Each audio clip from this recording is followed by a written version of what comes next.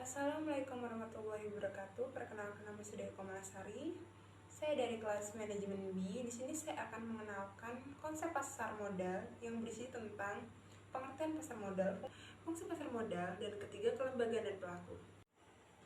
Pengertian pasar modal yaitu pasar yang memfasilitasi penerbitan dan perdagangan surat berharga, keuangan seperti saham dan obligasi.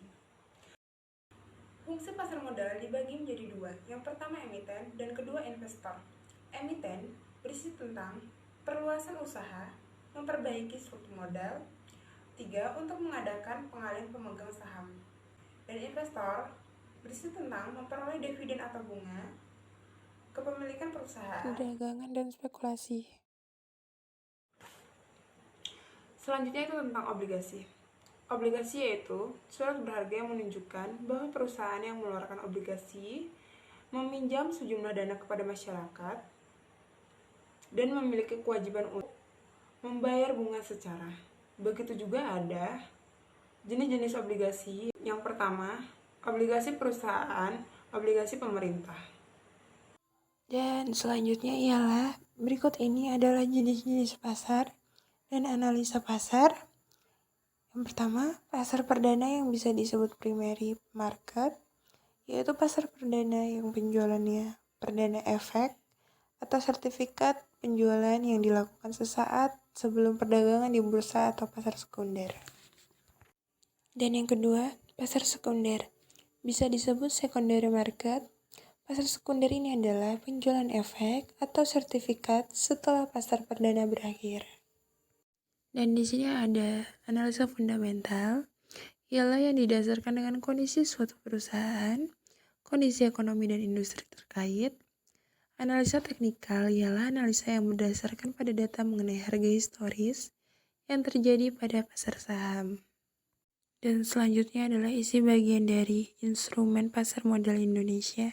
Yang pertama adalah saham, yaitu surat tanda bukti kepemilikan atas aset perusahaan, dan ini merupakan jenis sekuritas yang paling populer di pasar modal. Yang kedua, obligasi. Obligasi adalah sertifikat kontrak antara investor dan perusahaan yang menyatakan bahwa investor sebagai pemegang obligasi sudah meminjam sejumlah uang pada emiten. Dan yang ketiga adalah reksadana. Reksadana adalah satu sikap yang menjelaskan pemilikannya, menitipkan sejumlah dana pada perusahaan reksadana untuk dikelola manajer profesional. Instrumen derivatif. Instrumen derivatif adalah instrumen ini merupakan sekuritas turunan dari sekuritas lain. Yang kelima, waran. Waran seperti halnya dengan ring, yaitu hak untuk membeli saham biasa pada waktu dan harga yang telah ditentukan. Selanjutnya nomor 6. Reksadana merupakan salah satu alternatif investasi bagi masyarakat bermoral. Yang ketujuh, efek derivatif merupakan efek turunan dari efek utama bagi yang bersifat penyertaan maupun utang. Dan yang terakhir, efek syariah. Sesuai keputusan Ketua Bapepam tentang daftar efek syariah, instrumen pasar modal berbasis syariah, yaitu saham syariah, suku obligasi, syariah unit penyertaan kontrak investasi, kolektif reksadana syariah, dan surat berharga syariah negara. Dan berikut ini strategi investasi di pasar modal. Yang pertama, mengumpulkan beberapa jenis saham dalam satu portofolio. Yang kedua, beli di pasar perdana dan jual di bursa pasar sekunder. Ketiga, beli dan simpan. Keempat, beli saham tidur. Kelima, berpindah dari saham yang satu ke sel yang lain.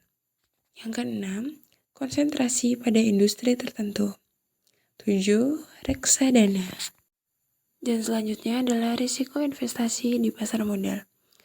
Berisi tentang risiko daya beli, risiko bisnis, risiko tingkat bunga, dan risiko pasar, juga risiko likuiditas. Saya akhiri, wabillahi taufiq walhidayah. Wassalamualaikum warahmatullahi wabarakatuh.